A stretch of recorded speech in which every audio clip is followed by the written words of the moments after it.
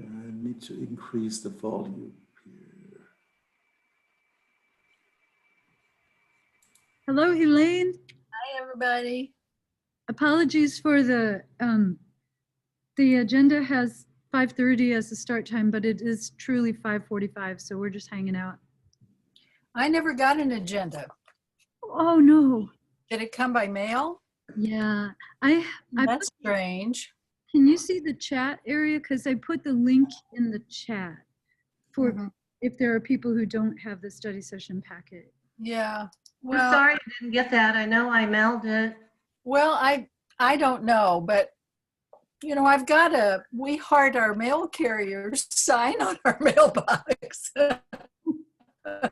Very good. Everything you can do. Joe, did you get yours? No, I did not, but I have the online copy here. That's weird. It's okay. Oh my That's God. strange. Huh. Well, I'm absolutely certain I mailed everything out.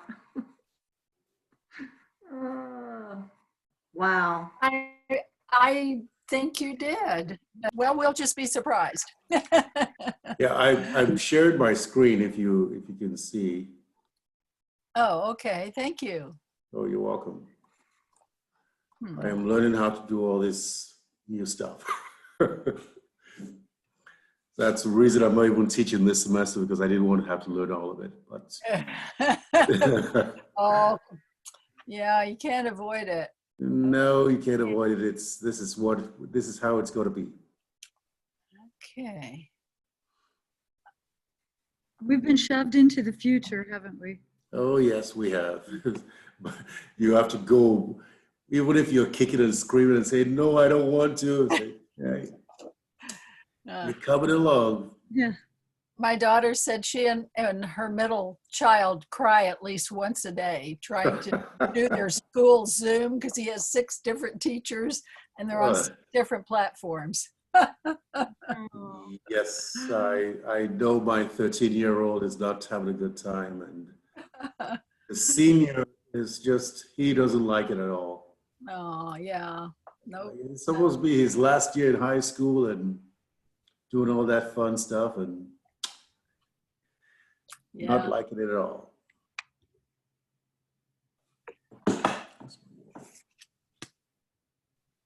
Well, we have 3 board members now. Elaine, Joe, and Tom Moore joined us. I don't know if you can see him, but he's here. Okay. And it's 5:45. I know that there are 3 people who can't attend today. So, but there are a couple I didn't hear anything from, so maybe we'll see them. I hope so. Because it would really be a very small meeting. This is a big discussion night. Yeah, just a discussion. The predicting the future discussion. Survey says. Here comes Julian Rappaport. Tom, can you hear me? I need to ask you a question.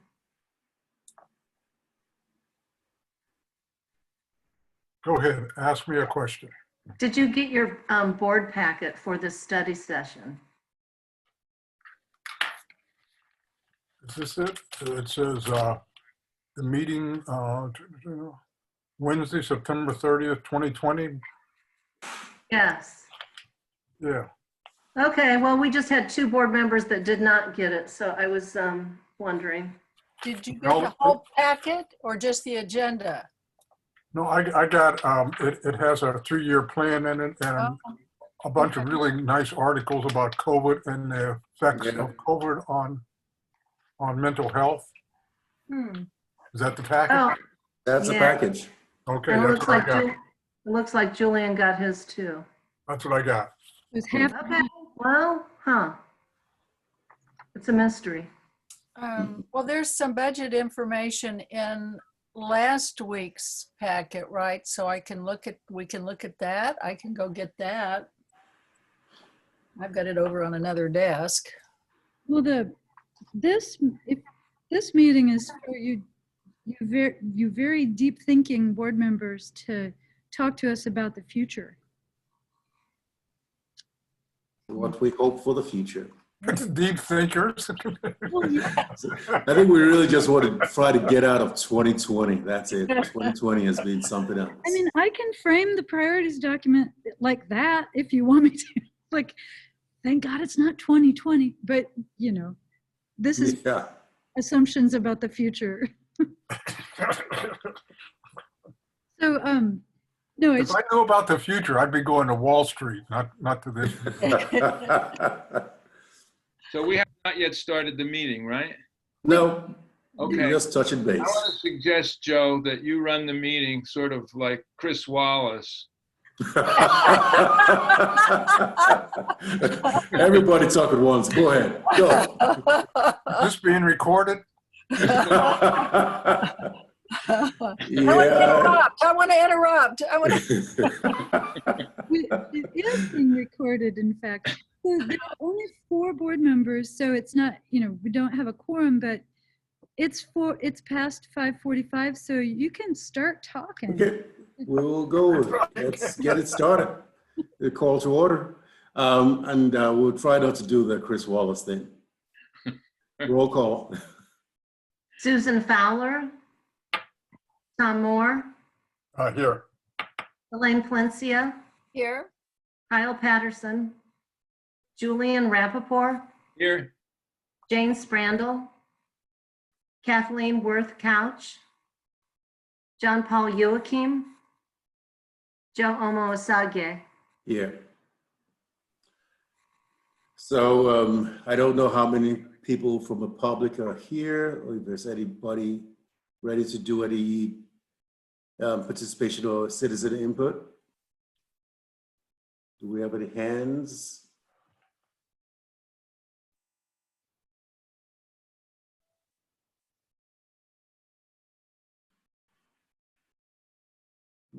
Okay. No, I don't see anybody. There are a couple of people on the meeting with us, and I'm at the Lyle Shields room at Brookend. Mhm. I have the doors open, and no one has come in to talk Okay. to us from the public. So. Okay, so we'll move ahead to the approval of the agenda.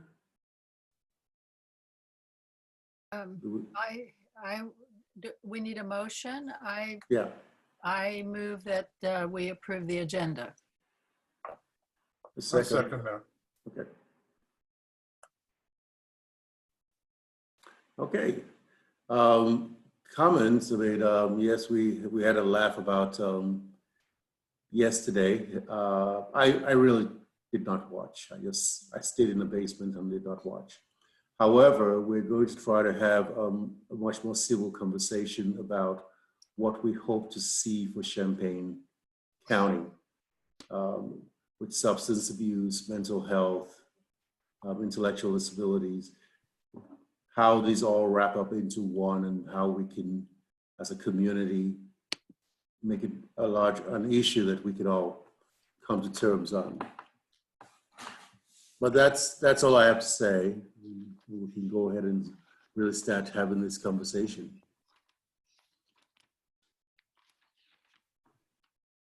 So I know, Elaine, that you did not get a chance to look at the agenda, so I'm going to scroll down so you can see it. And I know Tom and Julian got a chance to see it. Yeah. Yeah, I did. For Julian or whoever came late, I didn't receive one in the mail. So that's why. Oh, that's interesting. Yeah. It doesn't look like a ballot, does it? Yeah, well, I'm worried about that because I requested a ballot too, just to see how that process works. I've never done that. So I'm waiting to receive that as well. Okay. well, Thank I'm you. waiting for that too. Yeah, hopefully it's not what's his name holding us back. But this is the back because some information about it. So Julian and Tom, you guys have read some of it, or at least skimmed through it a little bit. What are some of your comments that we could start off with? If you have any. Well, I'm not sure exactly what would be useful for Lynn Mhm. was sort of where I would start. Because most of this, I mean, there's some new information, and it's a lot of information we already have seen is summarized. Yeah. So if we're sort of, I guess, if I understand the point, it's to look forward a little bit and maybe see if we have to take into account the COVID issues and whether those have an impact on any of our plans. But I really thought, when I looked at this, I was thinking, well, Lynn, is there something here you want to be advised about? Because this is pretty much stuff that we've all seen and talked about before. It is. You have, what I've done in this memo is just taken from the current priorities and copied only okay, here comes Dr. Joachim. I've copied only the high priority categories into this memo, and like all the other stuff, you know, where there's some boilerplate, there's caveats, and there's context, and that is updated every year by things that are known, toward this part, which is really this year more than ever, like reaching into the unknown. And so, you know, this is a topic of conversation among staff really pretty often, but I thought it might be helpful, and I may be wrong, for you just to see the main priority categories. There are 4 right now, and then what programs are funded underneath them. And that's, you know, these agencies are just starting in this program year. It started July 1st. So we can't make big conclusions about what we're doing this year because it just started this program year. But also the 3-year plan goals are summarized here. And those are 2 things that we need to wrap up before December. Like, you do have a December 16th meeting tentative on the schedule, but we can have that meeting if we're still not done doing this work. The first one is that 3-year plan, which was in the board packet last week. Mark presents a memo describing the changes that are proposed, and those changes are only in the objectives. So that's one area, you know, open for discussion. And then this is the second area for discussion. I have not shown you any kind of draft of what I think we could do next year. I've been working on a draft, but I get to the priority categories and I think, you know, each year when we discuss this, I leave with the feeling that I'm missing something, that there's something more that we could do that would be helpful in guiding decisions about funding. You know, it always gets a rewrite every year because that's required. And the value of having these categories relatively steady over the years really has been in that we can show you comparable data across the last few years. But it's not always exactly comparable anyway, because agencies choose which priority category they want us to see. You know, so we're not looking at like big sets of data where the comparison is super reliable anyway. So, but it's been helpful as far as looking at, for example, how much money we're putting into things which are in the jail or keeping people out of the jail. Like, that relationship has been a dominant one for many years. So it's a category that makes sense. So if there's a different way that you'd like to have the priorities captured, I'm real interested in that. And we don't have to finish that discussion today. We can start the discussion today. And then also, like, your predictions for July 1st, 2021, because that's the next funding year. And, you know, I can make some predictions, but I'm very interested in what y'all have to say about that. And Tom has his hand raised. So I think now that I've explained what I am looking for, maybe I should let you do that. Okay. Okay, go ahead, Tom. Well, I guess I want to just echo what Julian said. I think that we have seen this before, and well, what's interesting is how it has evolved over years, and some things get dropped out and get replaced with other things. I really enjoyed seeing each priority and the programs that are captured under that priority, along with what we're spending on that. And then on page 9 and 10, how you put those in different chart forms so we can really understand, see at a glance what's being spent. I was a little, oh, I know what and with the community assessment things, is it possible at some point for you to tell us how that information gets transferred into these priorities? And it still seems to me, and I'm not complaining at all, but it still seems to me that we are committing a large part of our budget to, I don't know if you call it criminal justice or to the jails or the criminal, trying to deal with the issues of crime. And they seem to be more dispersed than they have been in the past, and they come under different priorities. But if you can just tell me how we use that community needs assessment to arrive at what goes into the priorities, I'd appreciate that. Well, for one thing, I want to just make sure to give credit where it's due. These lovely charts were created by Mark Driscoll. He did this for us last year too, and I think also the year before as part of a larger, part of our community needs assessment included data like this. So, he may want to speak to the issue that you just raised too. Elaine has raised her hand, and maybe Elaine should speak before I. Okay. Go ahead, Elaine.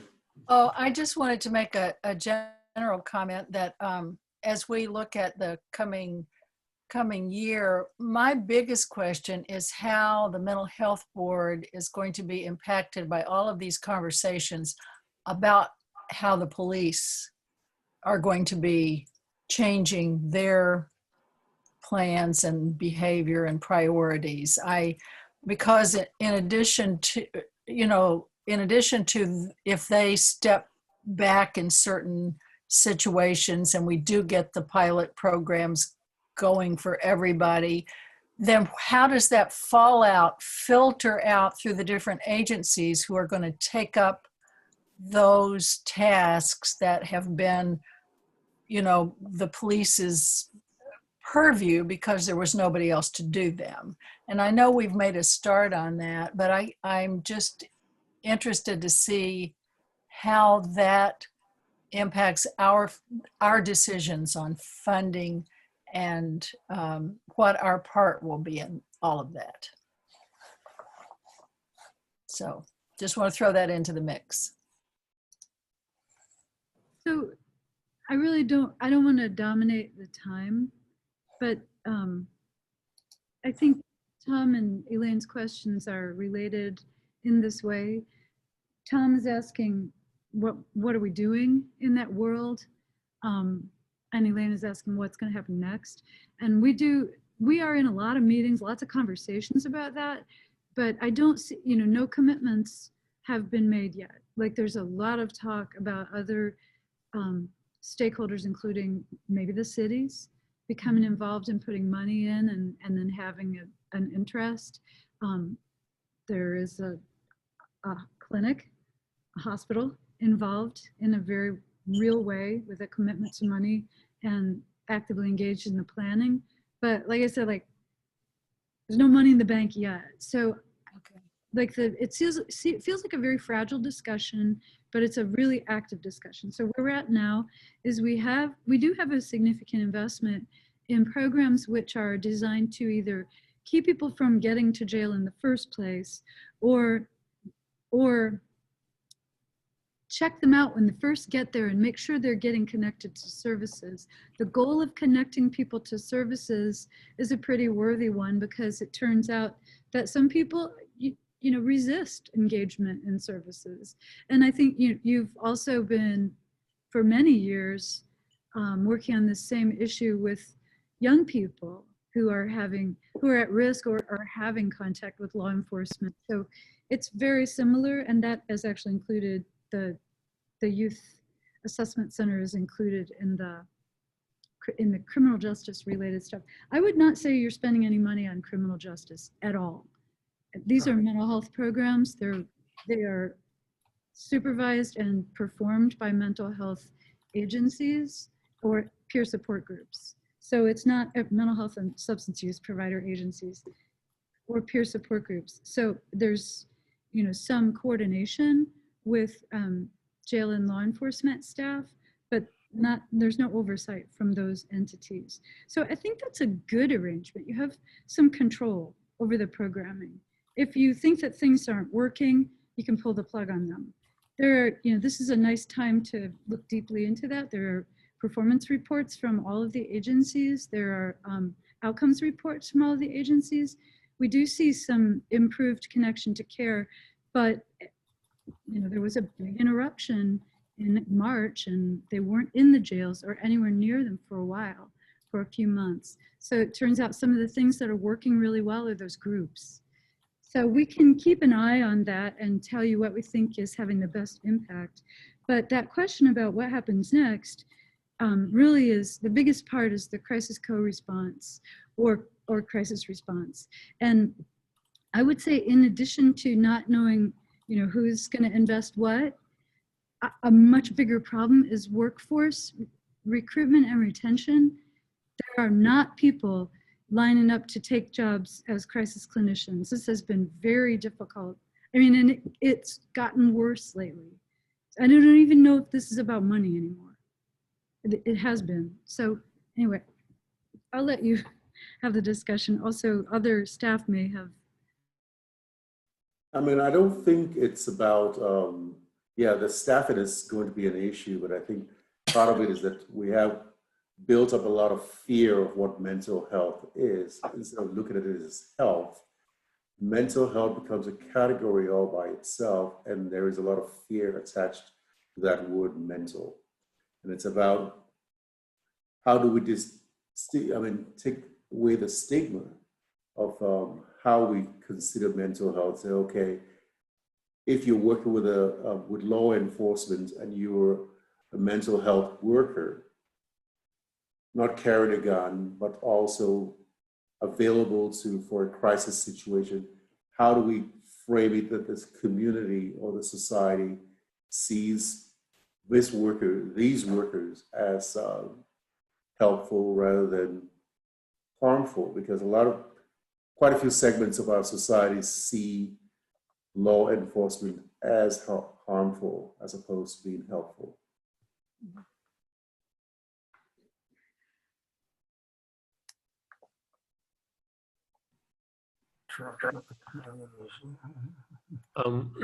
One thing I would say is, I see us as supporting, groups that obviously are targeting, mental health and substance abuse, but it tends to be the places where, or people that are the safety nets in our community. So, it seems like, we may be targeting places that are associated with jails or prisons, like, the reentry house for first followers and the peer mentoring for reentry. But, jails and those reentry groups are like first followers, schools, clinics, clubs, shelters, Cunningham Children's Home, centers like Crisis Nursery. Those are the safety nets in our community. And so those are going to be the places where we end up funding the most. And so, I don't see us as, focusing on crime prevention, but it's because a lot of the, either the lack of appropriate safety nets that we have as a society, that is where we end up filtering a lot of our mental health problems, using prison as that tool and using police as that tool inappropriately. And, as a group, we have to figure out how to help redirect, people out of those systems and into the correct systems so that they get the help they need. And so that's how I vision our goal and our use of resources for supporting groups in the community. Well, yeah, if I, Go ahead, Julie. what I want to say is that the first thing we have to recognize is that there are not lots of people who want to go out into the street and meet people who are doing illegal things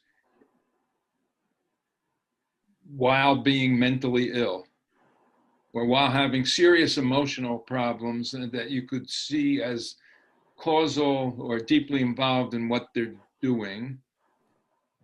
So what we've done, I'm talking now about the whole community that we're in, and maybe the whole country is operating this way. I'm not sure. It varies from location to location, but in general, the police are the only regularized social institution that has to go.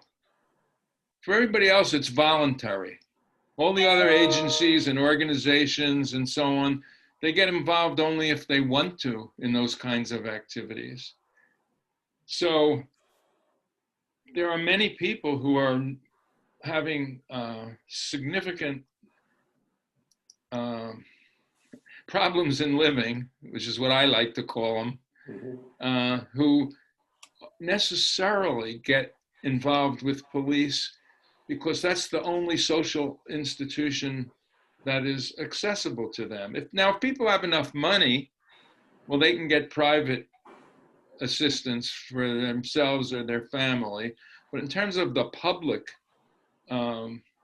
activities, so I think we just have to recognize that unless that changes, and I don't think it's going to change.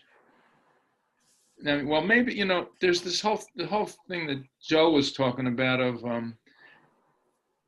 it's people recognizing that it's not necessarily ideal that mental health services should be tied to policing. And I think that's a legitimate, I know other people, and Tom's written an article about it in the newspaper.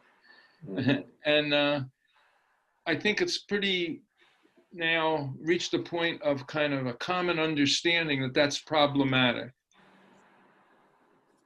But nevertheless, there have not been very many good proposals for what to do about it.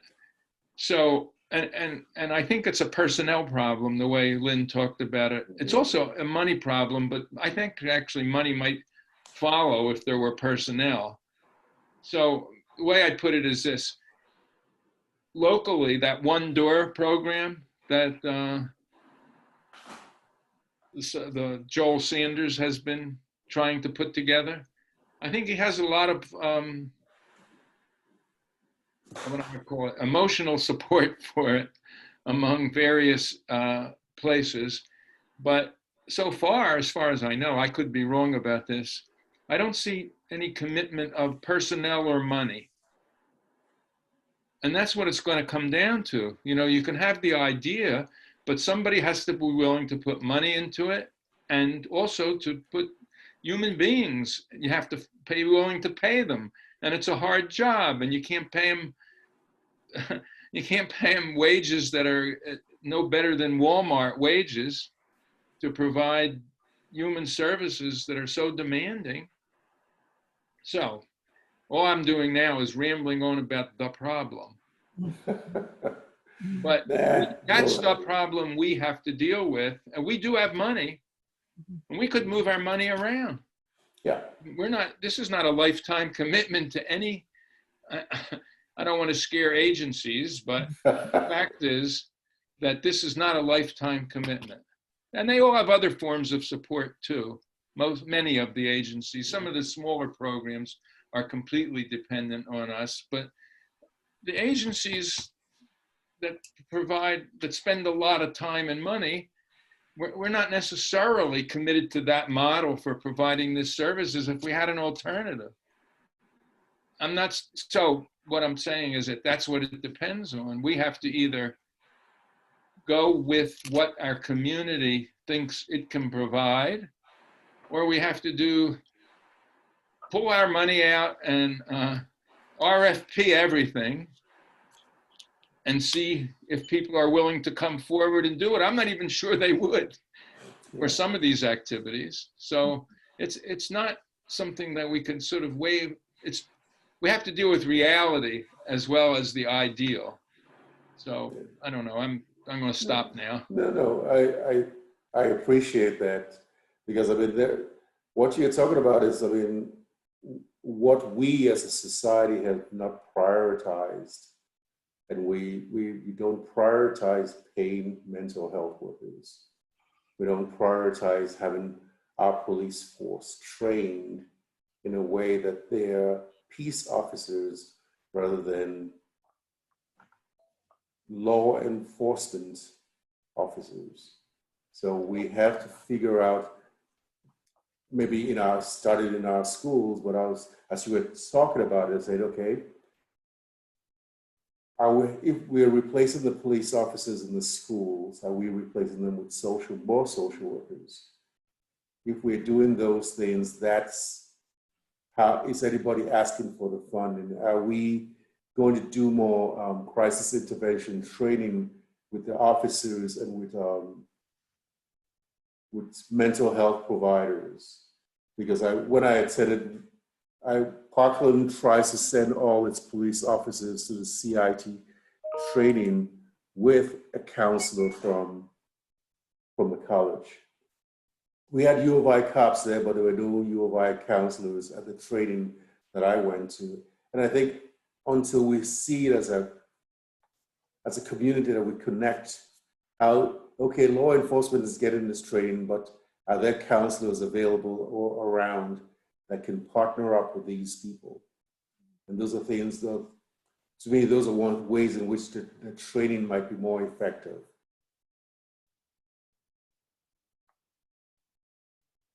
You know, there is, I was looking, if you look at the dollars we're spending, I'm not sure where it appears, but we give a certain amount of money for use for mental health work while people are incarcerated in our county jail. I believe, is that correct? That is right? Yeah. We do have some work going on in there. So, I mean, here's an example to me. I don't think that's a good use of our money, personally. It's just a personal opinion. I'm not, we haven't had a discussion about this, so I'm speaking as an individual in a study section. I think we would better use our money for people who are not in jail and maybe at risk, or to help build programs to keep them out in the first place. But part of what I'm thinking is, why doesn't the jail use some of its money to provide those same services? I'm not saying those services aren't worthwhile. I'm saying, why isn't the jail paying for them? So that's a question of I don't know, county funds the jail. Mm-hmm. Yeah. It seems to me that that's a legitimate jail responsibility, not one for the mental health board, because I view our domain as encouraging the development of alternative mental health programs, not making jails run better. Mm-hmm.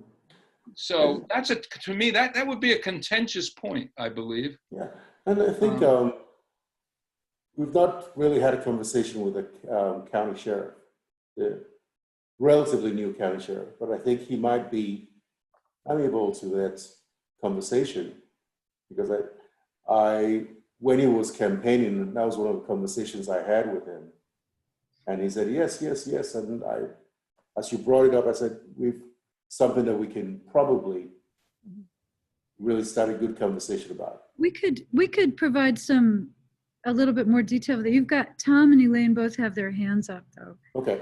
We can come back to that. Okay, Tom.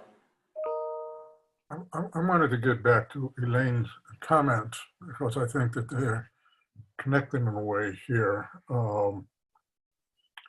about if the police are, if the money for that now go to the police or redirected, how in fact will that impact us?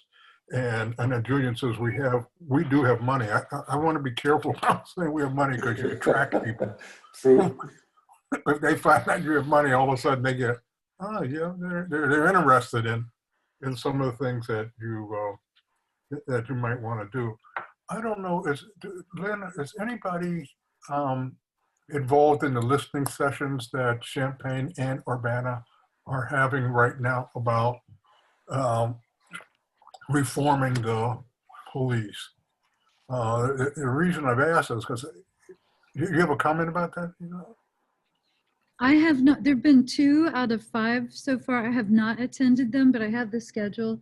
So I'll try to go to, are they being posted after they're recorded? I think so. But mental health comes up and both the ones in Champaign and one in Urbana.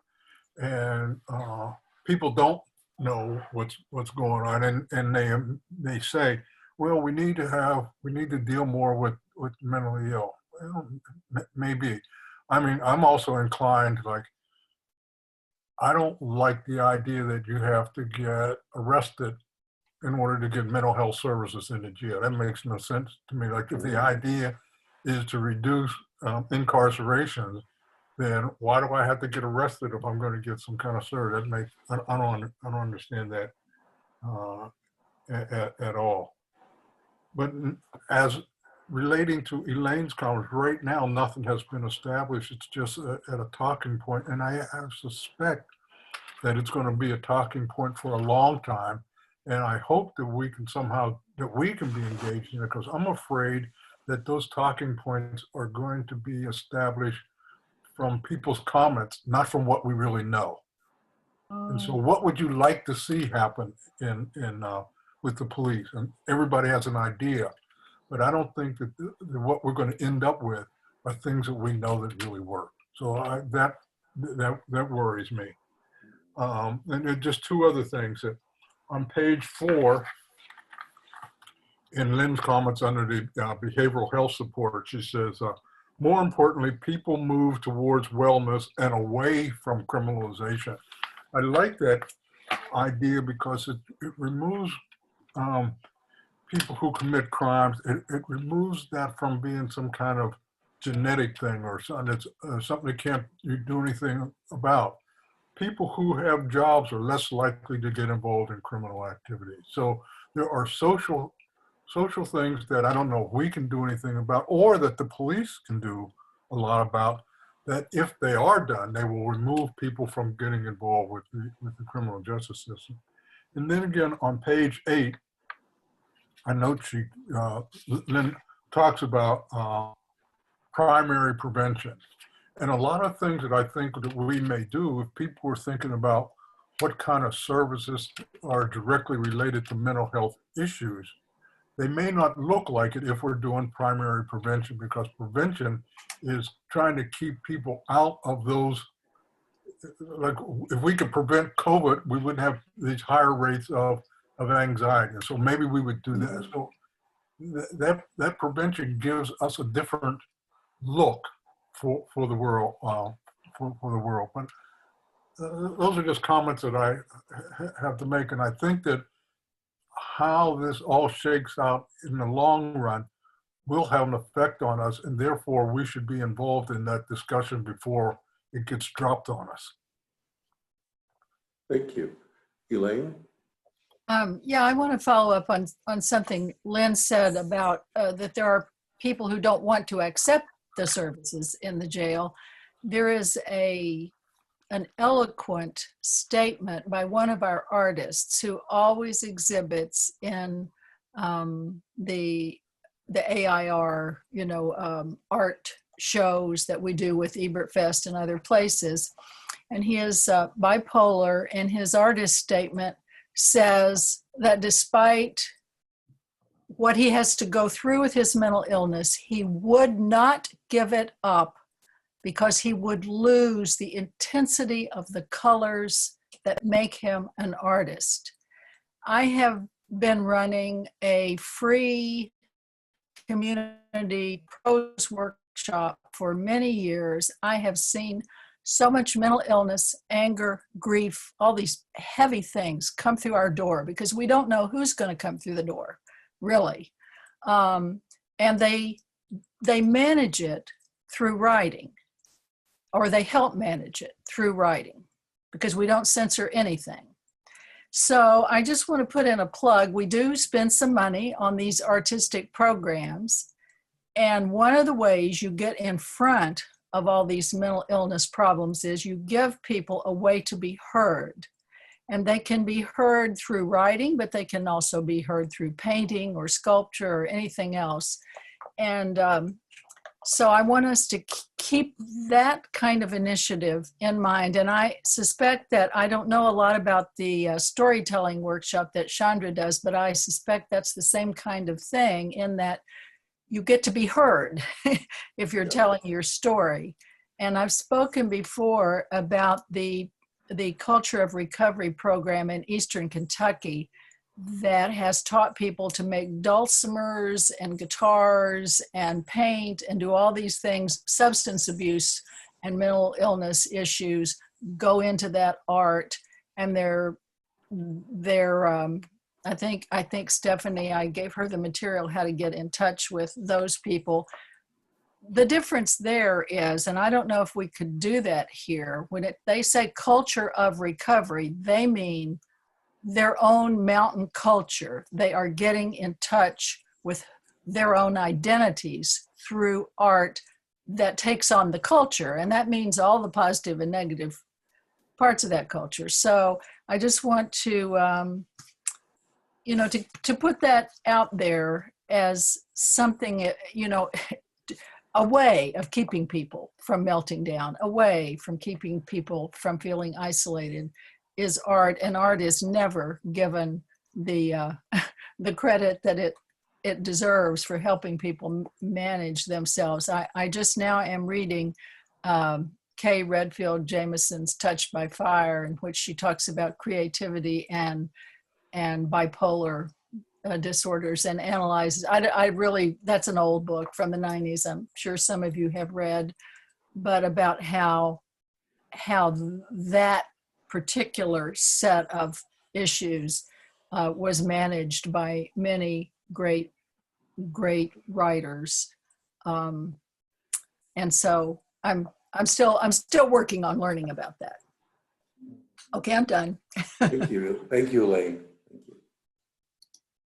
Would this be an okay time for me to return to Julian's question? Also, John has his hand up. Okay, go ahead, John. Yeah, I can't see because I'm showing, my screen is smaller. I mean, I was just listening to everyone's comments, and I mean, there's a lot of great, ideas, and I just love the discussion that we're having right now. The only things I would add to it is, like, in an ideal world, I would love to have seen, everyone talks about, how the police department should have a social worker or a psychologist, go with them to mental health calls. But it just seems like that's a cost that then we rely on the municipalities to make that decision, when a lot of times as a community, we don't make decisions that we feel like aren't going to benefit us directly. So it's oftentimes when Joe talks about, like, oh, if we take the cop out of the school, are we going to spend more on social workers or counselors? And oftentimes we're like, no, because why do I need to pay for someone's kid to get counseling? That's their problem. They should go get a counselor. But I want to pay money so that my kid's safe in school. So let's put a cop in the classroom or in the school, because that's going to protect my child.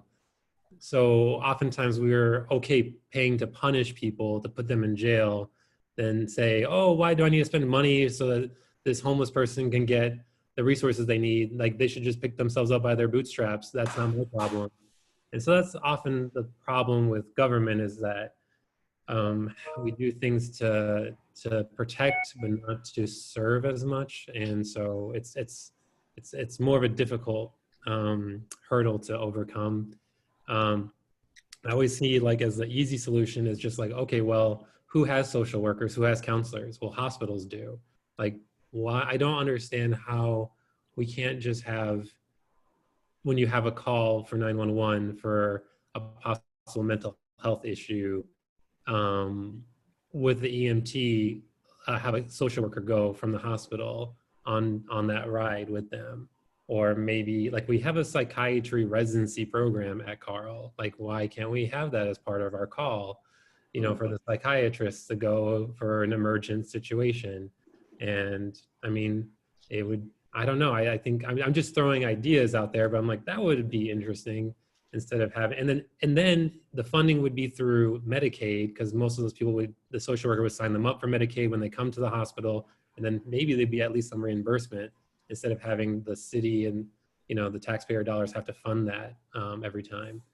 I'm just throwing, so I'm trying to throw some ideas. If that was, if that was a solution, probably someone would have already thought of it. There's probably some reason why we can't do this, but, you know. There's no reason why we can't do it. Yeah. There's a reason but there is a reason why we can't do it. It requires, hate to say this, but the people at the institution that you work for, I believe, have administrators who will make decisions about things like that.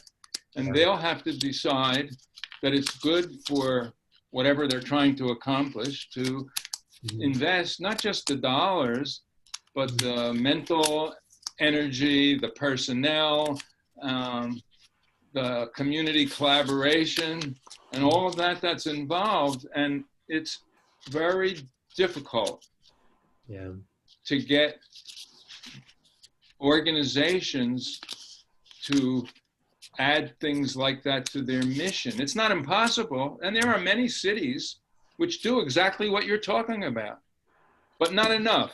But they do exist. I mean, it's not impossible to do. It's the right thing to do, for sure. And it's a great idea. So like most of the things, many of the things, in my opinion, in human services, it's less that we can't think of creative activities that would probably help people, and more that we can't figure out how to make it happen in terms of getting it administered, creating mechanisms that do it not just as a little experiment, but as an ongoing part of our communities and organizations. So it's a problem of implementation is what I'm saying, more than a problem of invention. And to just get back to Tom's question and ties back to Elaine's observation, Tom said, well, why don't we just make sure what we're doing works? And one of the things that I am absolutely 100% certain about this. Everything works for some people. Nothing works for everyone. Consequently, in this field, what we need are many different activities and opportunities and programs, because they each will find their own constituency and they'll contribute. So instead of trying to fit everything into one solution, what we need is multiple solutions for the multiple problems and the multiple kinds of human beings that exist in our community. So some of them will benefit greatly from some sort of expression and learning that they can get through the arts. But there are clearly other people who wouldn't at all. Right. Like me, for example. And your wife's an artist. So anyway, all I'm arguing for here is that as a mental health board, I think what we should do is make our top priority, our overarching priority, supporting as many different kinds of things as we can, and trying to avoid putting huge amount of resources into one thing. So one thing I was going to also say was Elaine's comment was a great point. And one of the things I always talk about with patients who have like anxiety or depression is how to deal with stressors, right? And that's what we focus on. And all of the things that we support here, you know, we talk about like the Muhammad Youth Club and like the Don Moyer's Boys and Girls Club and, you know, a lot of the other things here. A lot of these, you know, we don't think about it, but what are we doing? We're, you know, everyone thinks, well, how do you deal with mental health and anxiety and depression? Oh, counseling and medication. Okay, well, there's other things too, right? So how do you deal with stressors? Physical activity, art, and music, you know? So those are the things that people don't think about, but that's when you support physical activity programs, when you support art programs, whether that's drawing or sculpting or building things or even destroying things, you know, that is, you know, therapeutic. And same thing with music, whether that's listening to music or creating music, and all those help you deal with stressors in life and help you deal with, you know, your anxiety and depression help you cope with it. So, you know, when I see us as a mental health board, I see us as supporting those things that help relieve stressors in the community, as well as counseling and other mental health services. So.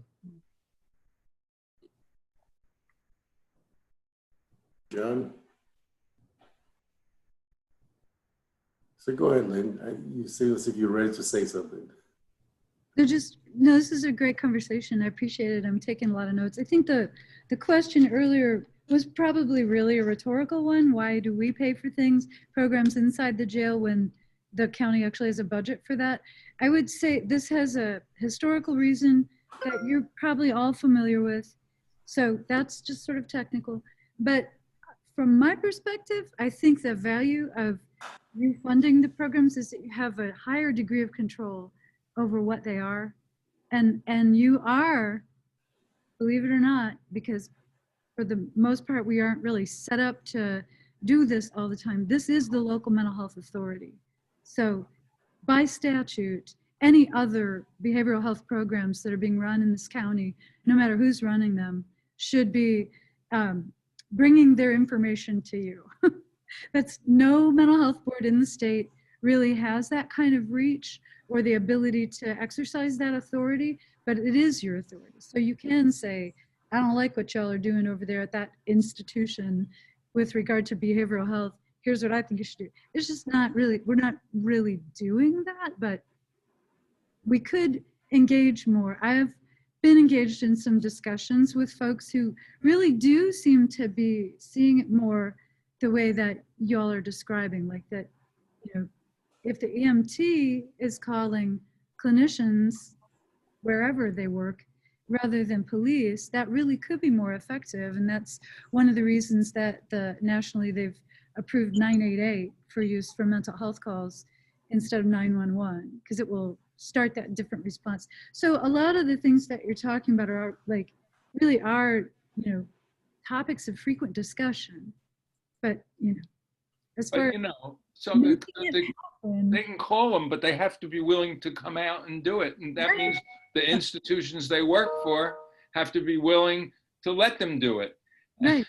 And so for right now, for better or worse, the things that you get, which match up with what you want, are the things you're paying for.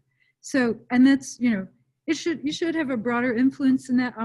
You know, I hope that will happen someday. But for right now, I have felt, you know, really proud of the work that y'all have supported in the jail, because I think it does help people, and it is delivered by people who are mental health professionals or substance use disorder professionals. And I think that's great. But I like what you're saying about, like, this needs to, you know, we do need investments from other community systems. So, and we could talk about cost shifting and return on investment and stuff. That's just not the human side, but that there are some really clear savings for other sectors if they do some behavioral health.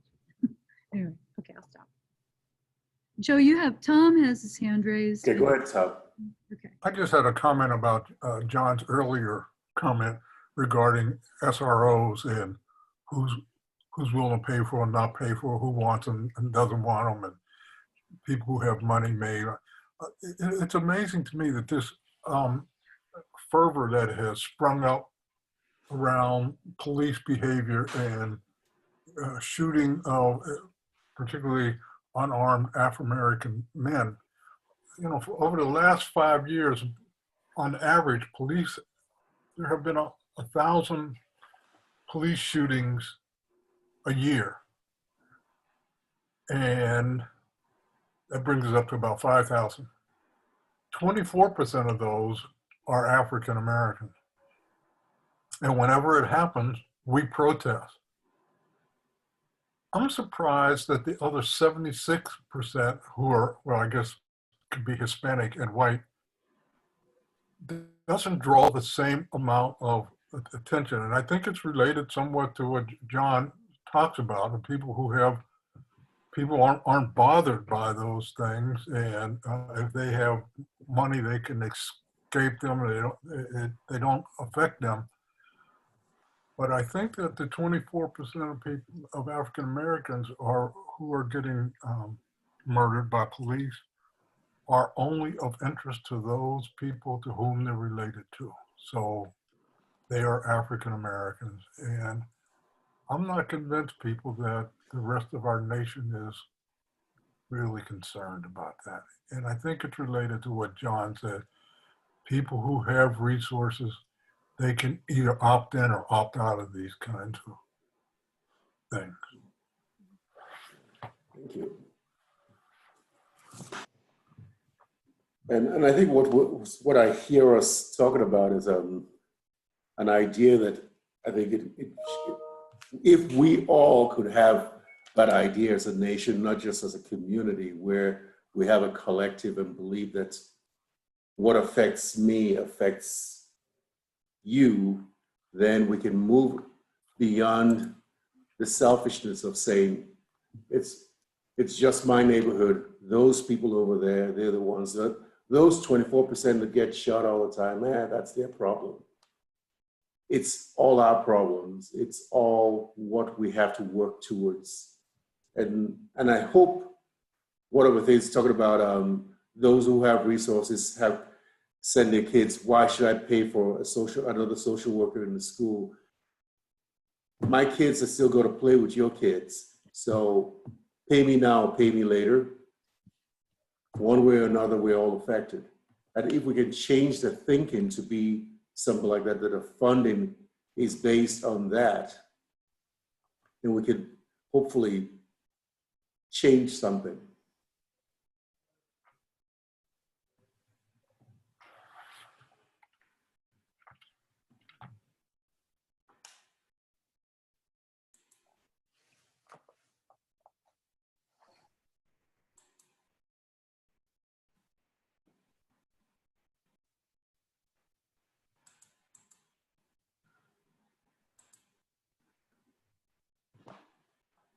Going back to using art or the arts as part of a prevention model, I mean, I think that's a very powerful medium, because I know when I worked at Cunningham, the music and the art was always something that I know calmed the kids down quite a bit. And when I worked at the pavilion, I would take my drums in, and my sessions on Friday always included drumming. We've got to find ways to incorporate those things in and just not make it something that's a one-shot deal in just this one space. Mm-hmm. Well, we need to have the arts respected more, you know, and valued more. That helps. So all of these things go back to the way our culture values, you know, values the things that make life worthwhile. Mm-hmm. So, yeah. No, I can't raise my electronic hand. So I'm Okay, raising my real hand. go ahead. Okay. I'm still also trying to catch up on notes.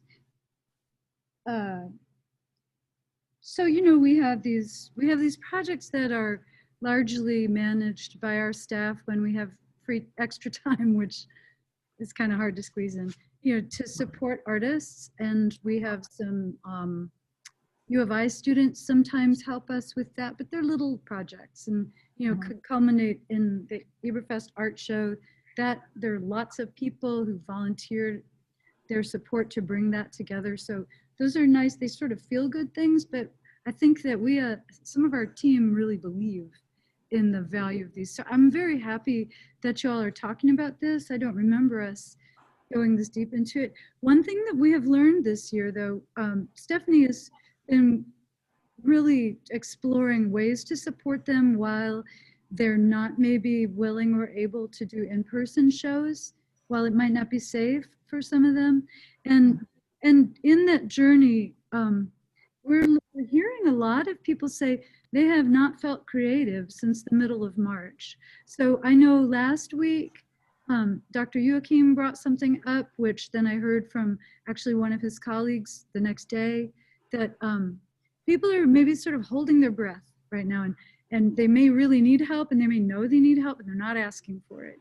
They're not seeking, like there's some really scary statistics about youth right now, like 1 in 3 are expressing suicidal feelings, but they're not seeking counselors or psychiatrists. Yeah. So, and you, Dr. Joachim, you mentioned that with regard to speech therapy and OT and other therapies last week, and that just kind of blew up as a theme. And then Stephanie and I keep hearing from artists, well, I haven't really been doing anything creative because I just don't feel it. So that brings me to a kind of a different topic related to this priorities document, which is that you also said, you know, it's possible in 2021, if the clouds ever part, that we're going to see a huge outpouring of requests for services as people sort of decide like the immediate danger is over. Now they can deal with their stress or their trauma. So that really caught my attention. And so I feel like maybe right now supporting artists just to feel safe enough to create something is, you know, like we're not looking for markets for them to sell things. Right. A space to feel like that creative flow again, because they're not doing it for the most part. Isn't that weird? Well, not every artist. I mean, people think about artists solitary, but a significant number of artists I know depend on community, really. And depend, I go back to that idea of being heard. Everybody wants to be heard. And the group that I do is on Zoom now. And people there are writing a lot because they can look forward to one night a week. They can read aloud what they've done. So I've been surprised how steady that has been. We even have somebody from Tasmania who's there every week, and he's in tomorrow already, or yesterday, or some other day. You know? I was like, man, he's a day ahead. Yeah, but he's chimes in. He used to live here, and we've had somebody from Hawaii who used to live here and is in a new place and doesn't know anybody. And so if there's some way, you know, you can sponsor community, I think that's very empowering, and it inspires people because they think I've got somebody who's going to pay attention to what I'm doing, not just put your art out there and nobody's going to buy it, you know, but identify those groups somehow.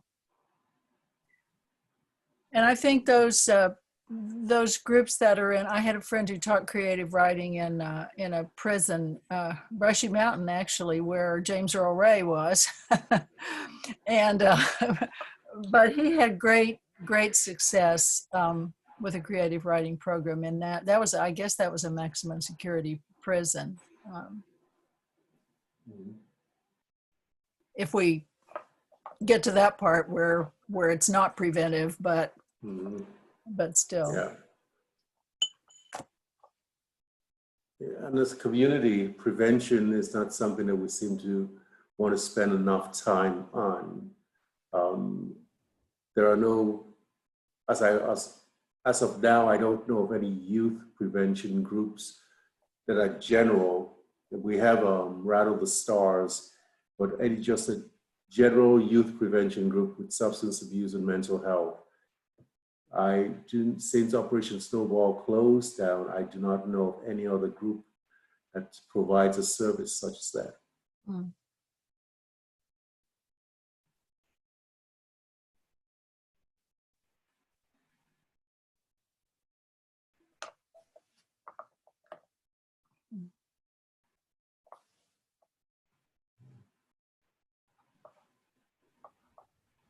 this is very helpful to me. I don't know how much time you want to put into this, but I'm keeping up with my notes.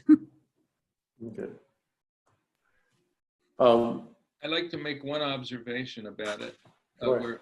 about things here. And again, I don't know if this is what Lynn is asking about or not, but you know, those graphs and charts that you said Mark put together, they are quite informative in this way. I'm not looking at the details now. I'm just looking at the overall pattern.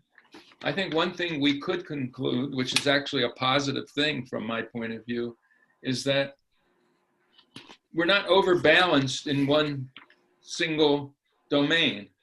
We're kind of spreading out the kinds of things we do, trying to hit an awful lot of important issues and opportunities in the community. So I think in some way that's legitimate.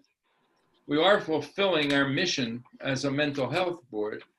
We can get into the details of what's missing, what's not, what maybe we don't need, what we do need. I mean, all of that. And of course, we always should do that. But I think if you look at the overall picture here, it's pretty well represents the kinds of activities that we think we should be doing.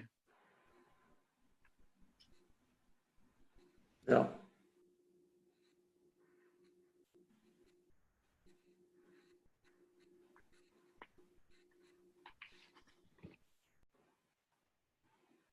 I'm done. Okay. So let's quickly go back up here. See. The only thing I would say is, didn't seem like we spend a lot on seniors, and I'm not sure why that is. If our seniors have enough support in the community, or there isn't as much mental health illness that isn't being addressed in some way, or it's being addressed in other ways. I'm just not sure, because it looks like this year we are spending $162,000 on programs targeted towards seniors specifically. So I'm not sure if because of Medicare that makes it easier. I think that's the answer. That doesn't mean it's enough.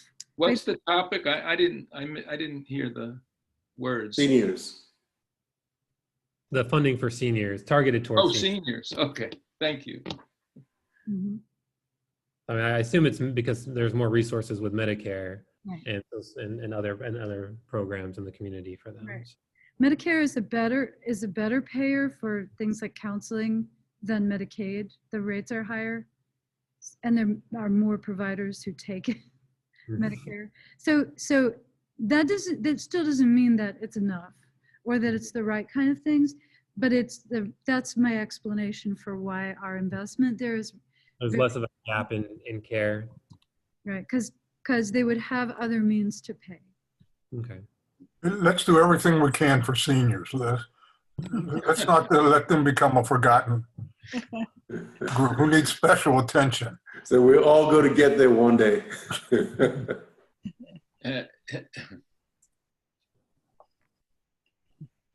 Okay. So one of the things, I mean, I like the article about COVID that we have at the end of the packet. But one of the things that we discussing it right now, COVID is going to affect some of the decisions we will make next year.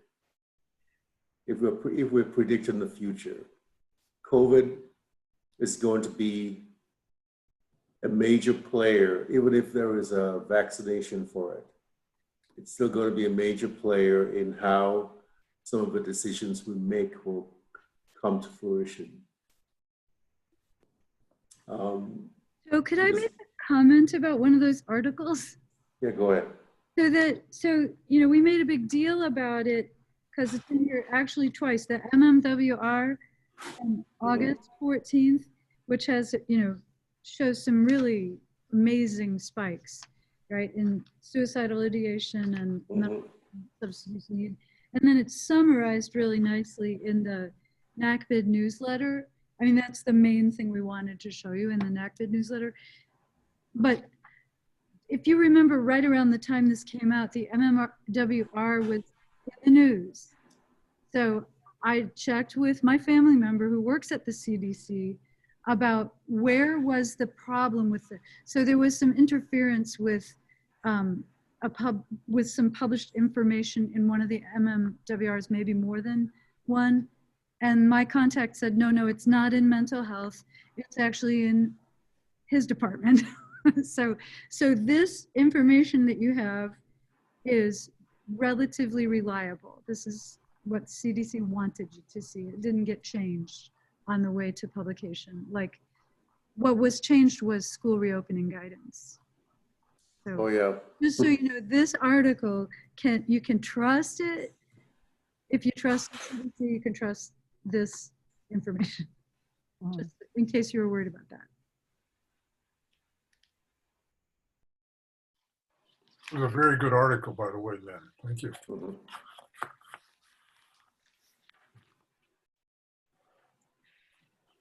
So Joe, you raised the question that I think is the $1 million question, or maybe the $5.4 million question in our, Okay.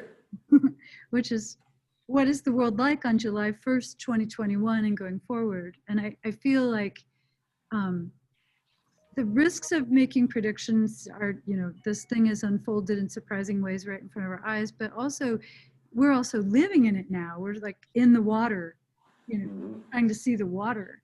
So that's probably the most challenging part. What are we framing the priorities as if we've returned completely to normal by July 1, 2021? What do y'all think? I don't know what normal will be, because the anxiety and the depression is not going away. I mean, I know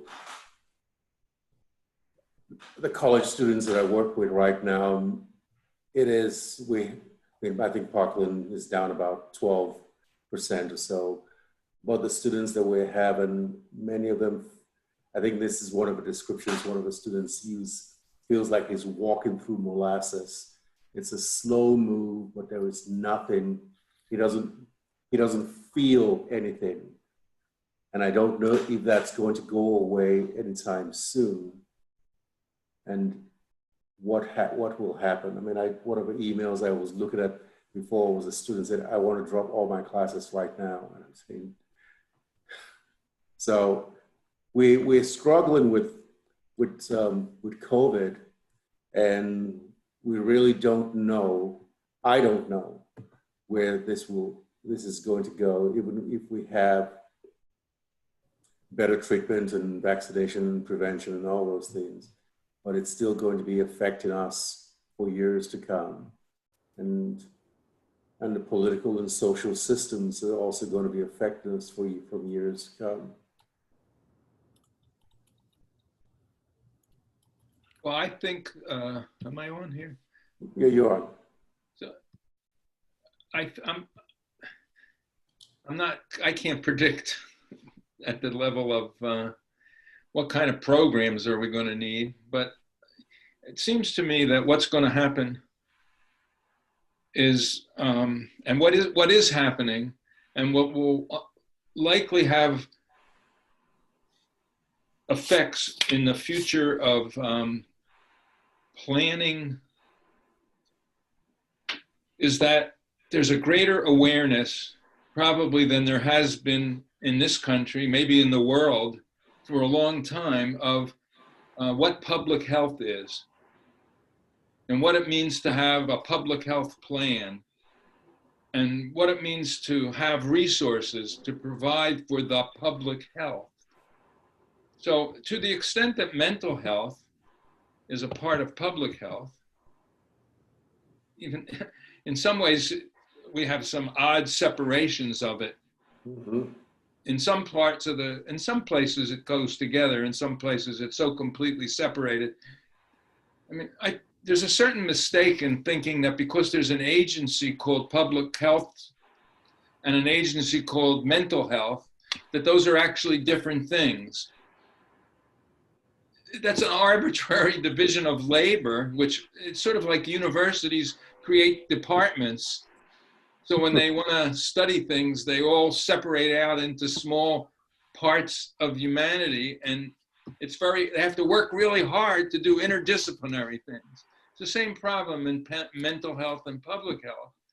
So my expectation is that the increased awareness of public health as an important part of our society's planning and ultimately our politics is going to create opportunities to bring mental health and public health into greater awareness in the public mind, so that to the extent that we can figure out how to take advantage of that greater awareness, I think that's the kind of thing that groups, not us alone, but groups like us can and should attend to. And even if it's not COVID, there's going to be another epidemic. So Julie is so optimistic. Well, here's the deal, as Joe Biden likes to say, here's the deal. That's my new favorite sentence now. Here's the deal. The Obama administration was pretty good on public health planning. They had an office. They expected there to be a pandemic of some kind. They were planning for it because they knew there would be something. They didn't know it was going to be COVID. It was going to be something. We now understand that you have to always know that there's going to be something. And so we have to put effort into planning, raising awareness, training people, bringing personnel in, providing resources. And that's really where we come in, is somehow helping mental health be a part of that. Yeah. I would like it to be called just health, but I know exactly it's going to be a while before that happens, but I would like it to be it's health. Health, period.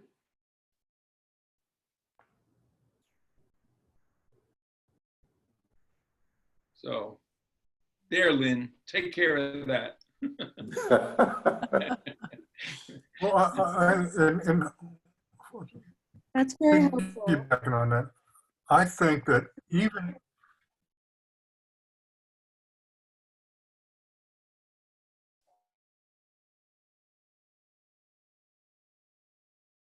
I think that what we have now is some version of what to expect in the future. And while I don't necessarily like this analogy, I think it's an apt one, in that in situations like this,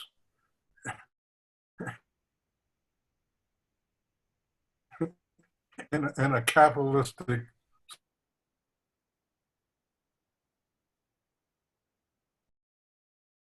how we need to maybe adopt that strategy and look at this as a tragedy that provides opportunities for us to do something. What that is, I don't know, but I think these kinds of discussions will raise certain scenarios in which we will have to do things about. If we do think that this requires training and preparation to be prepared, I remember I probably was in elementary school, so most of you guys weren't even around. In elementary school, when the Russians sent up this thing called Sputnik, America went crazy, and they decided that everybody in America needed to be an engineer, because if we were going to beat the Russians at this game, we had to have well-trained people. And so we did. We put a lot of money into educating and training people about space. It didn't matter whether you like it or not. That's what we did. And it has paid, I think it has paid off. Maybe we're going to put on but using that model, we need to think of these epidemics, because this isn't the only one we have. We act like we haven't had any others, or maybe there was SARS or something. But they're all over the place. And so we probably need to put a lot of energy into how do we think about health for us, and even though we may not like it, for world health and the World Health Organization. And Mhm. planning ahead means educating people in those areas. Yeah. Definitely. I mean, as you said, a capitalistic society, it means that we all have to be willing to pay our parts and be invested in it together, rather than just this subsect can pay their taxes or whatever, or this community can have the good schools. All our schools ought to be good, not just those ones in the suburbs.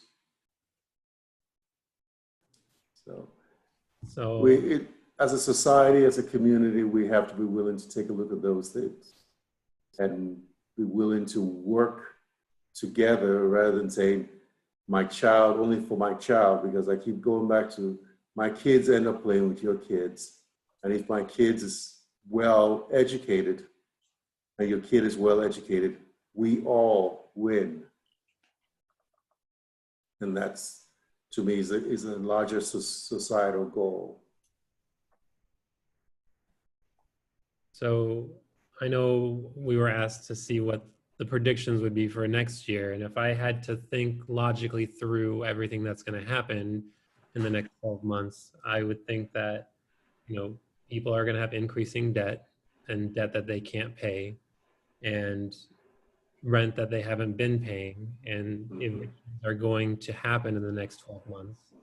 So we are going to see an increase in homelessness. You know, we already saw an increase in job loss, and from job loss, we have loss of insurance. So with that, there's a decrease in access to healthcare needs that we are going to see in the next 12 months, and an increase in the utilization of the resources in the community that we are funding, most likely. With COVID so far in the last 6 months, I have seen an increase in obesity and weight gain during the last 6 months because of the lack of opportunities for physical activity for children. So I assume that's probably similar for adults as well.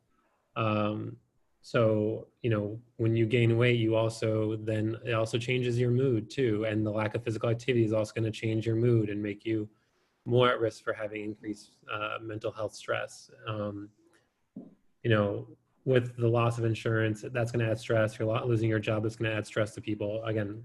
And then there will be a market crash probably in the next 12 months because of all these things adding on top of each other.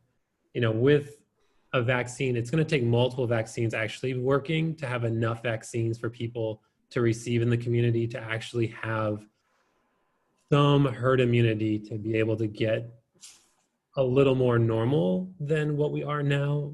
You know, it won't be 100%, you know, but be able to have maybe some smaller group settings.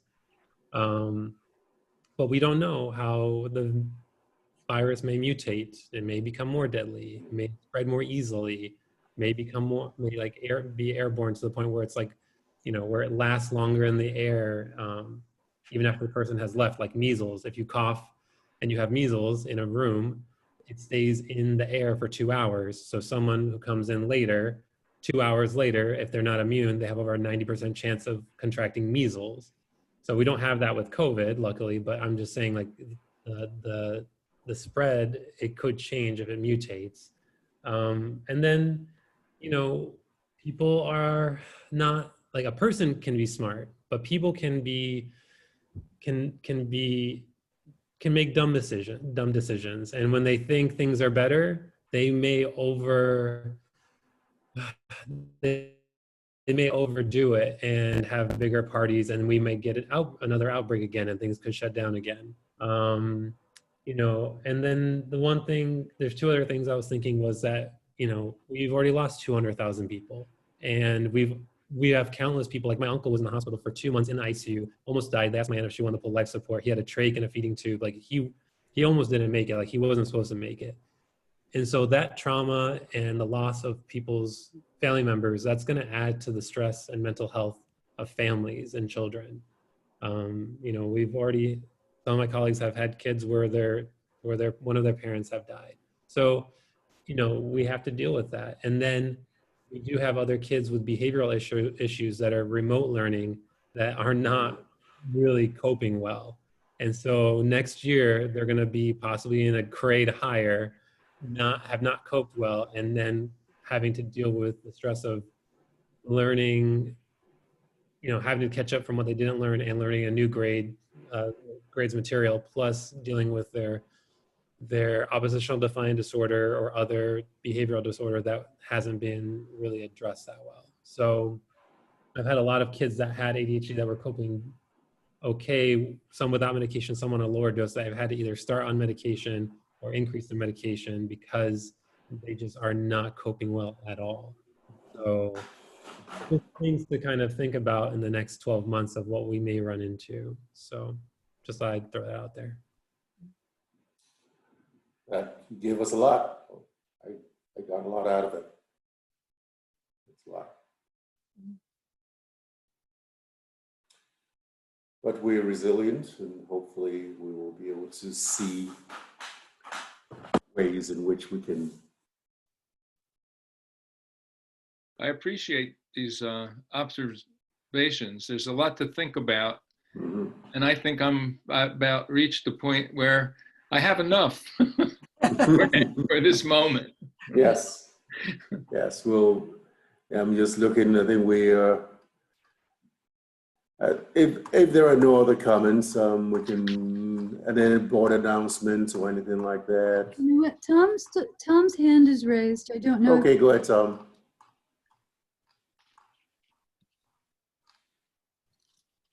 You're muted, Tom. I You're think. muted.